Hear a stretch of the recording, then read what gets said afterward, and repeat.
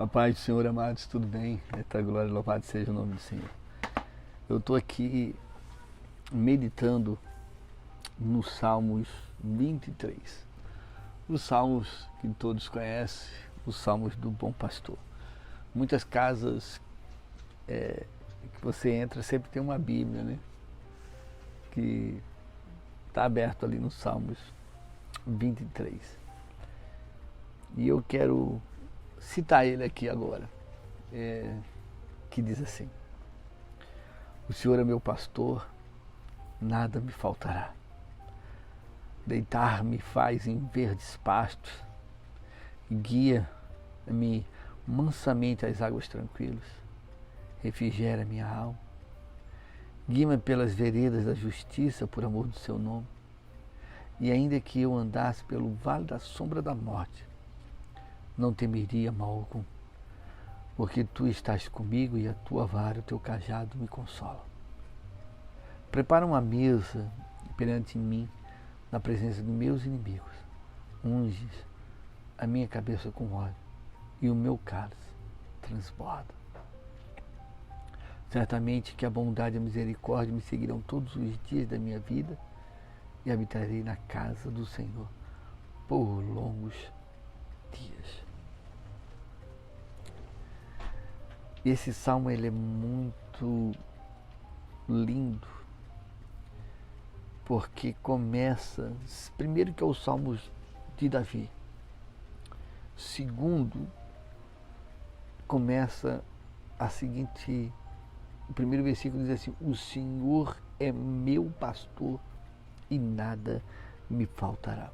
O Senhor é meu pastor, ele não é, eu posso até citar que ele é o nosso, mas esse meu é algo particular, é algo mais privado, entende? É algo mais pessoal. Ele é meu pastor, ele não é o pastor, ele é meu. E fala que nada me faltará. E algumas traduções podem dizer: nada sentirei falta. Não sentirei falta de nada, porque o meu pastor, ele é provedor de todas as coisas. Ele não vai deixar faltar. E me chama a atenção, lendo aqui o estudo que eu estou fazendo do Charles Spurgeon, Os Tesouros de Davi. Eu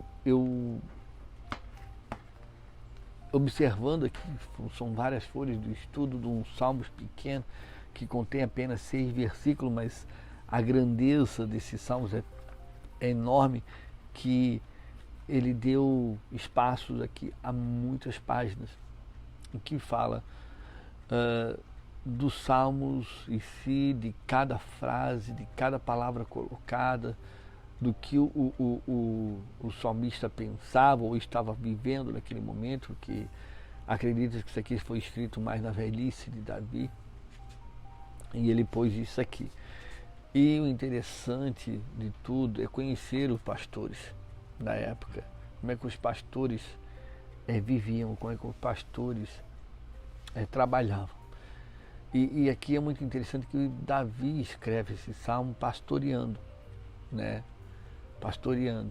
E ele sabia o que era isso. Ele sabia o que era isso. Por que ele sabia? Porque geralmente é mais de um pastor pastoreando o rebanho. Não é somente um. Geralmente tinha 2 pastores, ou até mais pastores. Como prova disso, a própria Bíblia nos fala que quando Jesus nasceu, os anjos apareceram a quem? A pastores, não o pastor. Então haveria mais de um pastor no campo. Então foi no plural, né? Era mais pastores.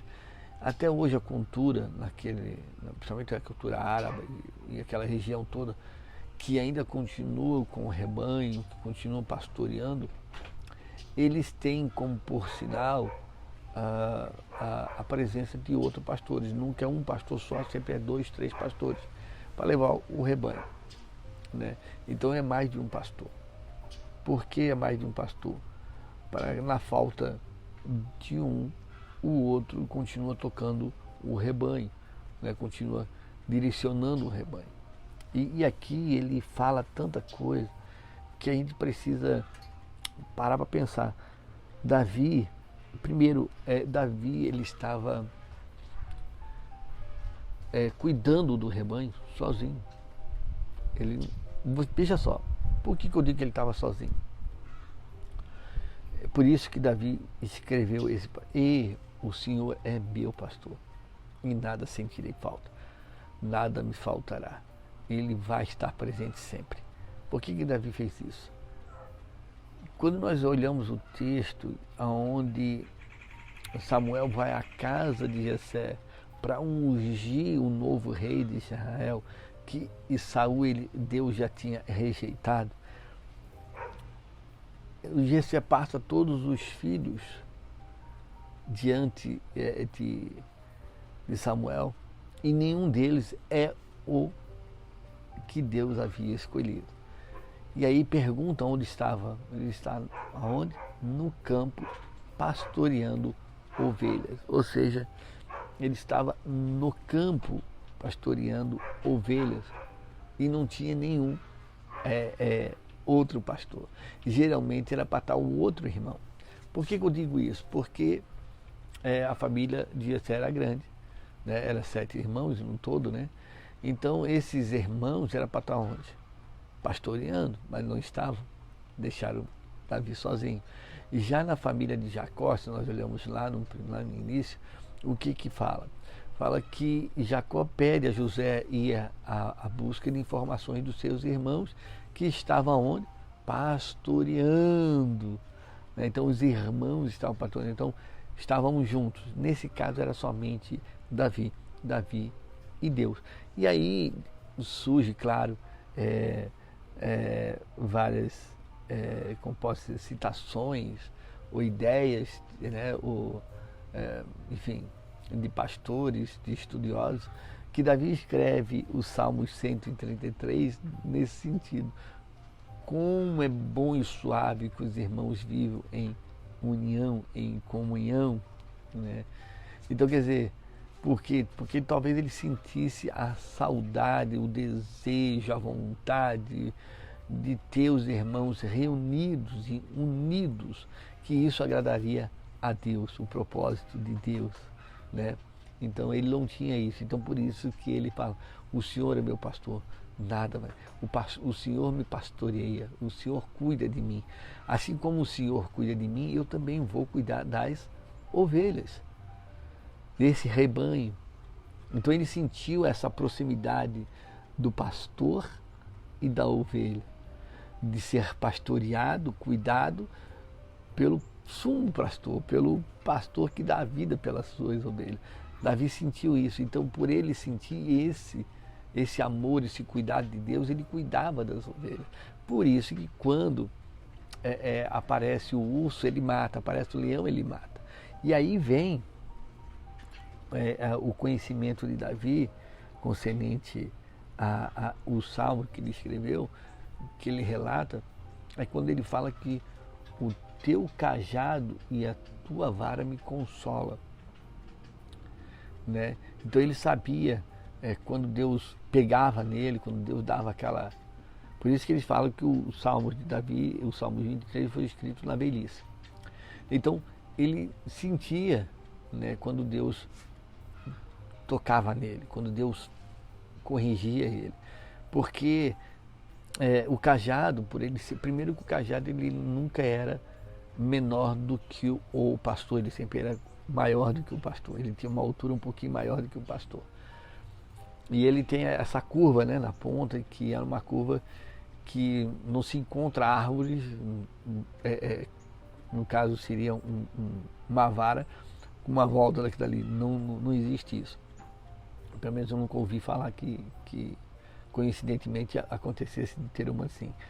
Mas sim que aquela parte é fabricada. Então, uma parte do pau reto aqui, né, da vara cortada, e aquela vara ali, eles tinham uma lança dentro dela. Uma lança, né, uma lâmina comprida, colocada ali, E essa parte de volta, que era fabricado separado, ela é encaixada ali.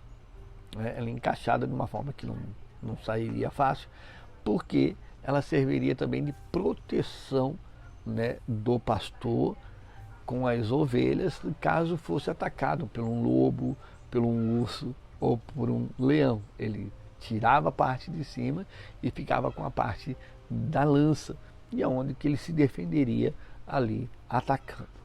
Né? Então isso era uma das razões ali daquela parte, e onde tem a lança. A outra seria o fato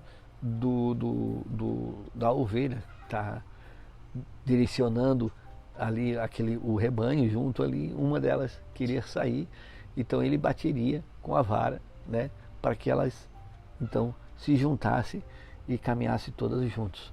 Uma outra também no caso quando ele fala, mesmo que eu andasse pelo vale da sombra da morte, existem os vales, né, que é onde muitos pastores passavam pelo vale, né, e geralmente nesses vales tinha precipício, né, ou alguma descida, e aonde que acontecia até com frequência, inclusive, de algumas ovelhas caírem, e como o pastor não tem o alcance do braço, ele usaria então a vara, onde tinha o cajado, tem aquela parte ali do gancho, onde que ele colocava sobre o pescoço e conseguia trazer a ovelha de volta, né, ou até o alcance da mão, onde ele pudesse então puxar com a mão.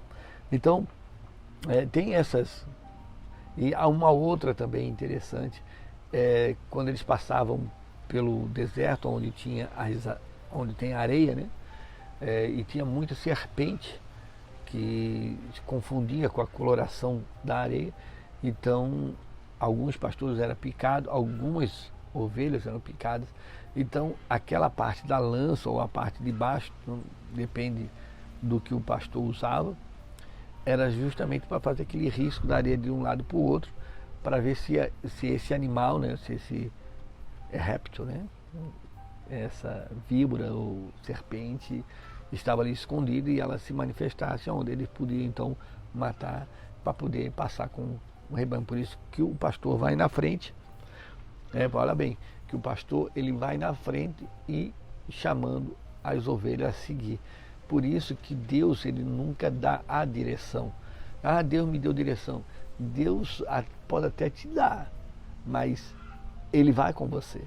Ou seja, ele mostra o caminho, ele vai adiante de você, ele te guia, porque ele não quer que você se machuque, ele não quer que você se perca, ele não quer que você tome um outro rumo, outra direção. Ele quer que você o siga, e ele faz isso fazendo com que você ouça a voz dele. Olha, me segue, é por aqui que a gente vai, ó, toma cuidado com isso, toma cuidado com aquilo. Eu estou usando isso para os nossos dias atuais. Né? Deus muitas vezes manda você tomar cuidado, muitas vezes manda você tomar precaução, enfim. E é isso que nós temos que ter em mente. Então, esse cuidado aqui é grande de Deus para conosco. O nosso pastor, o pastor que dá a vida pelas suas ovelhas. Né? São poucos que conhecem esse pastor, mas não obedece esse pastor, não segue as regras desse pastor. Né? O que esse pastor deseja para nós é algo tremendo, é todo o cuidado, ele quer nos suprir de todas as nossas necessidades. Porque olha só que o texto fala, ó, deitar-me faz em verdes pastos e guia mansamente as águas tranquilas. O pastor ele pegava o rebanho dele já no início do dia, geralmente 6 horas da manhã, ele já pegava o seu rebanho, ele caminhava 3, 4 horas para chegar ao destino, até um lugar onde tinha um pasto, onde tinha um lugar tranquilo, para pastorear ali por 3, 4 horas as suas ovelhas, e depois voltar 3, 4 horas para trás, ou seja, 12 horas, às vezes 14 horas de jornada diária tinha um pastor. Né? Então ele caminhava com as suas ovelhas, passava pelo vale, para elas chegarem a um lugar de pasto verde, onde eles podiam se alimentar. as águas tranquilas, porque geralmente nesse caminho que os pastores levavam as suas ovelhas, essa direção, esse lugar, sempre tem os pastos e também tinha as águas tranquilas. Tem os oásis, né? Então, e geralmente existe o oásis que tinha queda da água e o oásis que não tinha, apenas a água brotando, né, da terra. Então, eles sempre escolhiam aqueles que a água brotava, primeiro por a água ser mais gelada, né, e por ela ser tranquila, porque as ovelhas muitas das vezes se assustavam até com o barulho das águas, né? Porque os barulhos das águas, elas não são contínuas mesmo, elas sempre mudam, e as ovelhas têm essa percepção e acabam se assustando, e algumas delas até não conseguiam tomar a água, não conseguiam beber a água como deveria ser, a quantidade que deveria tomar. Então ele levaria sempre nas águas mais tranquilas, onde elas ficavam bem à vontade, e assim elas bebiam o suficiente para voltar para casa, para no outro dia voltar para o mesmo pasto, para o mesmo lugar. Então esse é o cuidado que o pastor tem conosco. Esse é o cuidado que o nosso Deus, o nosso pastor, o meu pastor, o seu pastor tem conosco. Veja só, olha só. Refrigera minha alma e guia-me pelas veredas da justiça por amor do seu nome. Refrigera é quando, nesse caso aqui, não podemos citar a ida deles para o deserto.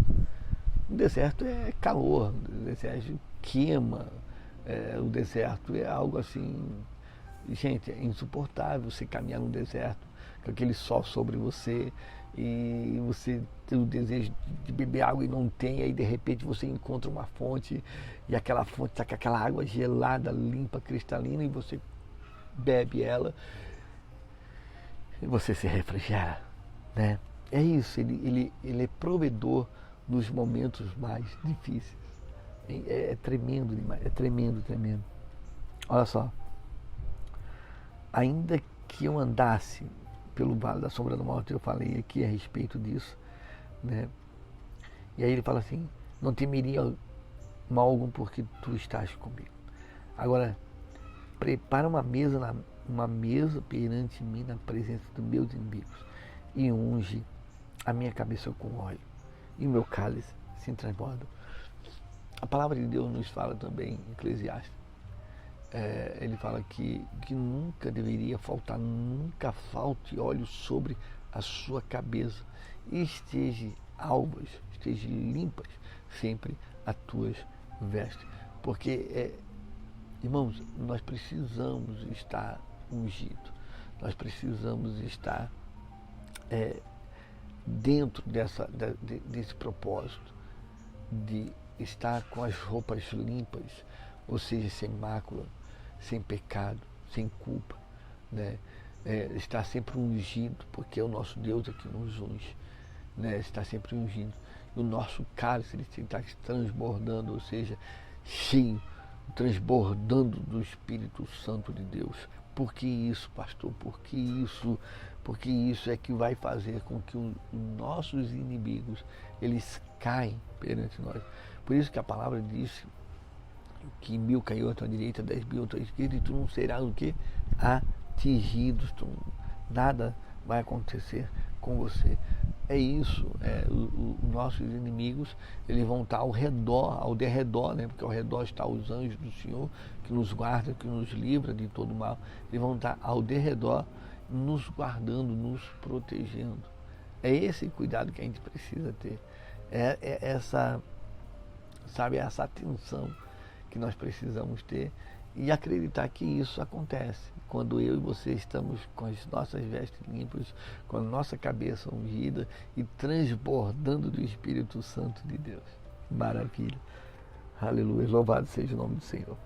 Certamente que a bondade e a misericórdia me seguirão todos os dias da minha vida e habitarei na casa do Senhor pelos longos dias. Certamente a bondade e a misericórdia, ou seja, agindo dessa maneira, caminhando dessa maneira, fazendo dessa forma, a bondade, a misericórdia de Deus estará sempre à nossa presença, sempre diante de nós. Deus sempre vai estar nos guardando, nos protegendo, nos livrando de todo mal. Eita glória, louvado seja o nome do Senhor. E olha só, e habitarei na casa do Senhor todos os dias da minha vida. E se nós formos analisar o Salmo 27, Davi continua, o desejo de Davi é tão grande que ele fala uma coisa: eu peço e a buscarei, que eu possa morar na casa do Senhor todos os dias da minha vida. Esse Davi é maravilhoso. Os salmos de Davi, ele é tremendo, né? Então, vou parar por aqui, mas vamos lá. Deus abençoe você, medite nessa palavra. Se gostou, compartilha, mande para alguém. E se você deseja ouvir algum estudo, seja o que for, também mande a mensagem e escreva. Fala sobre o que você gostaria de ouvir, sobre o que você gostaria de aprender a respeito da Santa Palavra de Deus. E eu vou ter o maior prazer de buscar esse conhecimento e passar a você aí. Então, que Deus te abençoe. Mais uma vez, compartilhe e se inscreva no nosso canal. Fique na paz.